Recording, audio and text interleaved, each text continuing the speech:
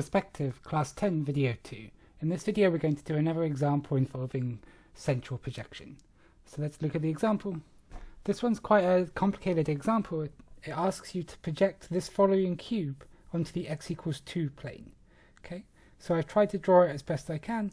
This is the cube and the vertices are labelled, and I want you to project it onto the x equals 2 plane. One thing I want to note before we begin is I've changed the orientation of my drawing slightly to make it more convenient to draw. So what I'm talking about is usually when I draw in 3D I do like this, but what I've done in this case is I've sort of rotated around the z-axis, so now it's x, y, z. So I haven't changed my labeling, I've just rotated the point of view. Okay, and this is purely artificial. I only did this because it made my picture look nicer if I do this. It doesn't change any of the mathematics at all. Okay, but just in case you were wondering why there's an x right there and usually it would be a y, I just wanted to point it out.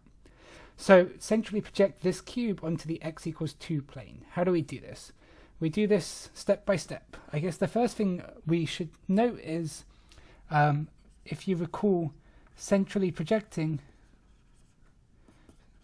so essentially project onto an x equals d, what does this do? Well, it sends x, y, z to the point d1 y over x, z over x. This is the formula that we'll be using. Okay, so let's just get to it. Let's centrally project each of these vertices. So for example, 4, 2, 2 gets mapped to 2, 1, 2 over 4, 2 over 4, which is just 2, 1, 1. 4, 2 minus 2 gets mapped to 2, 1, 2 over 4 minus 2 over 4, which is 2, 1, minus 1. 4 minus 2 minus 2 gets mapped to 2 times 1 minus 2 over 4 minus 2 over 4, which is 2 minus 1 minus 1.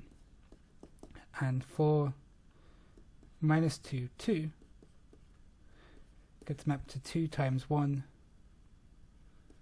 minus 2 over 4, 2 over 4, which is 2 minus 1, 1. I'm going quickly because this is just pure algebra, okay? And watching someone else do algebra is not the most fun or useful thing to do a lot of the time. It's much better if you attempt to do this yourself and use this video as like a means of checking your answer, as opposed to just watching me do these boring calculations, okay? Let's do the other points. So 8, 2, 2. 8, 2, 2 is going to get mapped to 2 times 1, 2 over 8, 2 over 8, which is 2, a half, a half. 8, 2 minus 2 is going to get mapped to 2 times 1, 2 over 8, minus 2 over 8, which is 2, a half, minus a half. 8 minus 2 is going to get mapped to 2 times 1 minus 2 over 8 minus 2 over 8, which is 2 minus a half minus a half. And finally 8 minus 2 is going to get mapped to 2 times minus 2 over 8, 2 over 8, which is 2 minus a half, a half. So I've worked out where each of these 8 corners get mapped to, where each of these 8 vertices get mapped to, okay? And because I know that line segments get sent to line segments, that's sufficient for me to now sketch the image of this cube. So I'll draw some sort of coordinate axes, like this, okay? And again, I'll make my scale reasonable. So what's a reasonable scale? Maybe I'll make this 1, 2, 1, 2, minus 1, minus 2, minus 1, and minus 2 is down there. And I'm plotting on the x equals 2 plane, which means that this is y and this is z. So let's plot these points. Okay, start at the top. 2, 1, 1. Well, I'm already on the x equals 2 plane, so ignore the 2. What I'm plotting is just 1, 1. So that's 1, 1 is there. The next one is 1, minus 1. So 1, minus 1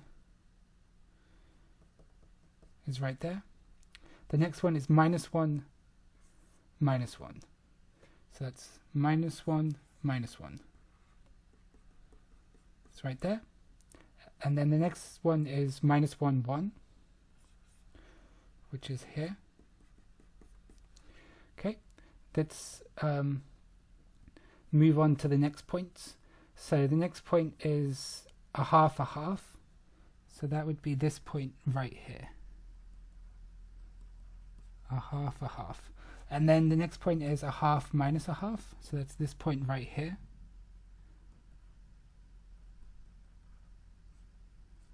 Okay, it's getting hard for me to label these, but whatever. The next point is minus a half, so that's this point right here.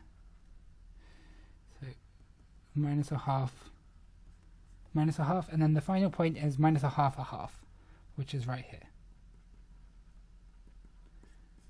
Okay, so I've plotted all the points, and now I need to join them up. Well, there's a few ways of doing this, right? You need to make sure you join the right points to the right points, because just having a bunch of points, there's many different ways I could join them up, like this or like that or like this, whatever. So one way of doing it is to keep track. Like if you imagine this face right here, the front face of the cube, these are all the ones with the 4x coordinate. So that face right there is going to get mapped to this bit right here. Okay, so this bit here gets mapped to that square there, and I can try and color code this as I go along. So maybe I'll do the back face as red. Okay, the back face is where all the x coordinates were 8, and that got mapped to this bit here. And then these lines I'll do all yellow. Okay, like that. And these lines correspond to these lines here. Okay, so this is the image under central projection of the cube. And again, there's a couple things to note. One thing is obviously the red square is smaller than the pink square, even though in real life they're exactly the same size. And this is because the eye is at the origin. Okay, and if you imagine the rays going out from the eye, like it looks like the red square, because it's further away, it's going to appear smaller. So the red square is smaller because it's further away. The other thing I want to notice is these yellow lines here, they're not parallel. Okay, but originally they were parallel. Originally these yellow lines, they're all parallel, but they get mapped to lines which are not parallel under the central projection. Okay, that's the end of this example, and that's the end of this video.